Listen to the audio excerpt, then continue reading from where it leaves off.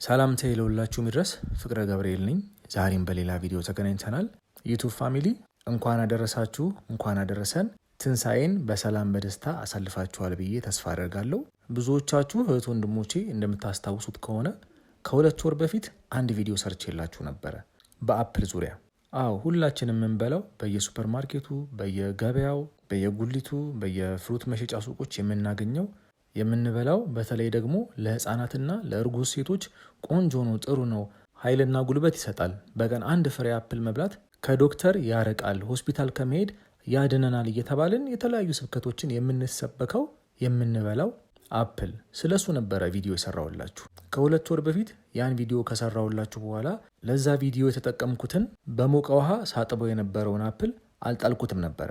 ይህን ነገር ሁላችንም መጨረሻውን ማየት አለብን ብዬ ቀጥተኛ የሆነ የፀሐይ ብርሃን እንዳያገኘውና እንዳያደርቀው እንዳያበላሸው ከቀጥተኛ የፀሐይ ብርሃን ከልዬ ለብቻው አስቀምጬው ነበረ። በተመሳሳይ ሁኔታ ሙቀትም እንዳያበላሸው በቂ የሆነ አየር የሚያገኝበት ቦታ አድርጌ አስቀምጬው ነበረ ለምርምራችን የተጠቀምንበትን አፕል። በወቅቱ እንደምታስታውሱት ከሆነ ያን አፕል ስገዛው አፕሉ ከዛፍ ተቆርጦ ሱፐርማርኬት ገብቶ መደርደሪያ ላይ ከተቀመጠ 6 ወር የሞላውን አፕል ነበረ ገዝቼ ያመጣሁት።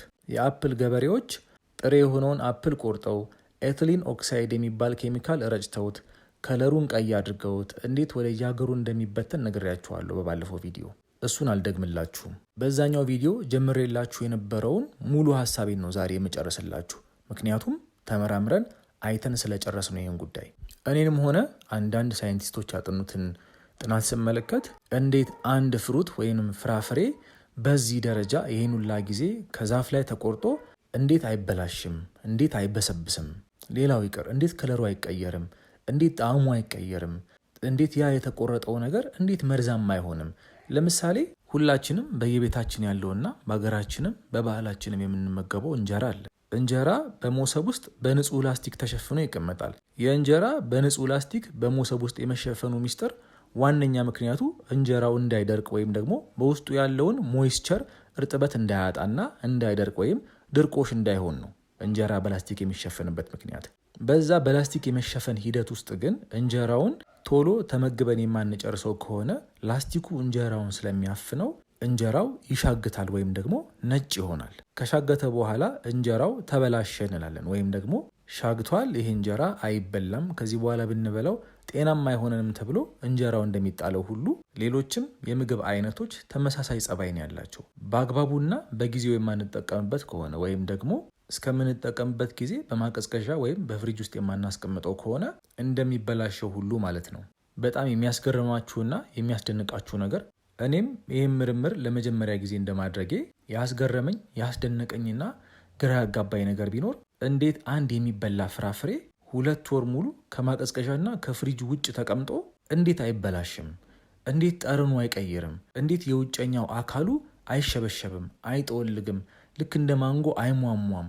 ለምን እንደ ሌሎቹ ፍራፍሬዎች የተለያዩ ጸባዮችን አላሳየኝም ብዬ ግራ ገብቶኝ ነበረ። ከላይ በቪዲዮ እንደምታዩት ከ2 ወራት በኋላ ካስቀመጥኩበት ቦታ አወጣሁትና በእጄ ስነካካው የውጨኛው የቆዳው ክፍል በፊት መጀመሪያ ከነበረበት ሁኔታው ትንሽ ጠንከር ብሏል። የአፕሉን አካል ልክ እንደ ማንጎ በእጄ እያሻሸውና ለማሟሟት ስሞክር ከአፕሉ ቆዳ ስር የሚገኙት በትንሹ ሟሙቶልኝ ነበረ። ቆዳው ግን በጣም ነው የሚያስደንቃችሁ፣ በጣም ነው የሚገርመው። በጣም ጠንካራ ነው የነበረው። ልክ እንደ ድሮ የነበረውን የሲሚንቶ ከረጢት ማሸግ ያወቃችሁት ባለሱቆች ስኳር፣ አንዳንድ ነገሮች ለማሸግ የሚጠቀሙበት ልክ እንደሱ ነው ጠንካራ የነበረው። በመጨረሻም እንደምታዩት ለ2 በቢላዋ ሰነጠቅኩትና ውስጡን ለማየት ሞከርኩኝ። እንደምታዩት ሰነጠቅኩና ከፈትኩት። ይህን ነገር መጨረሻው ማየት ስለነበረብኝ ቢከብደኝም ቢያስጠላኝም አሸተትኩት። በጣም የሚገርማችሁ ነገር ይህን አፕል ወደ አፍንጫ ያስጠግቼ በደንብ ሳሸተው አንድ ነገሩ አልተበላሸም። መጀመሪያ እንደነበረው ወይም ደግሞ ከዚህ በፊት እንደማውቀው የአፕል ጠረን ያለው።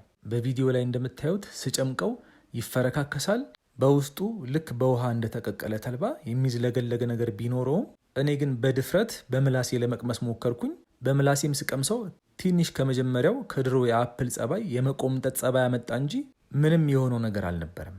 ይህን አፕል ባክቴሪያ አልበላውም፣ ፈንገስም አልያዘውም።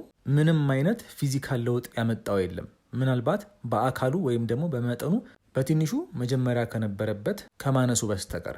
በመጨረሻም የራሴን ድምዳሜ ስነግራችሁ ይሄኛው የአፕል አይነት ወይንም ደግሞ ዝርያ ጄኔቲካሊ ሞዲፋይድ ኦርጋኒዝም ወይም ደግሞ ዘረመሉ የተዳቀለ ዘረመሉ ኤዲት የተደረገ የምግብ አይነት መሆኑን የደረስኩበት። በላቦራቶሪ ውስጥ እነዚህ ሳይንቲስቶች እነዚህን የምግብ አይነቶች እንደዚህ ነው የሚያደርጓቸው።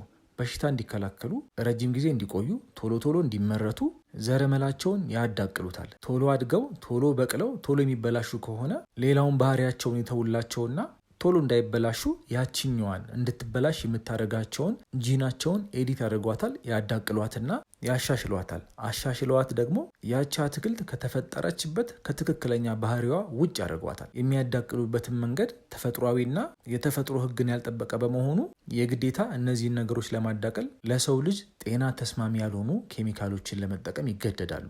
ከዛ በላቦራቶሪ ውስጥ ያዳቅሏቸዋል። አዳቅለው አምርተው ሞክረው ለገበያ ያቀርቡታል። እነዚህ ሰዎች አፕል የመሸጥ የመነገድ እንጂ ስለኛ ጤንነት አያገባቸውም፣ አይመለከታቸውም። ከ2 ወር በፊት በሰራውላችሁ ቪዲዮ ላይ እንደነገርኳችሁ ከሆነ እነዚህ የጄኔቲካሊ ሞዲፋይድ ኦርጋኒዝም ወይም ደግሞ ጂኤምኦ ምግቦች ዋና ዓላማቸው ይሄ ሳይሆን ዲፖፕሌሽን አጀንዳ ወይም ደግሞ የህዝብ ቁጥር የመቀነስን ዓላማ ይዘው የሚንቀሳቀሱ ናቸው። በሀገራችን የጤና ጥበቃ ሚኒስቴር እንዳሉ ሁሉ በተለያየ ዓለም በተለያየ አህጉር በተለያየ ሀገራት የራሳቸው የሆነ የጤና ጥበቃ ሚኒስቴርና የምርትና የአገልግሎት ክትትል የሚያደርጉ ኤጀንሲዎች ቢኖሯቸውም እንደዚህ አይነት ጉዳዮችን ቢያዩም እንዳላዩ ቢሰሙም እንዳልሰሙ ሆነው ነው የሚያሳልፉትና በዚህ በመረጃ ዘመን እባካችሁ ራሳችሁንም ልጆቻችሁንም ጠብቁ መልእክቴ ነው። በሌላ ቪዲዮ እንገናኛለን። ሰላም።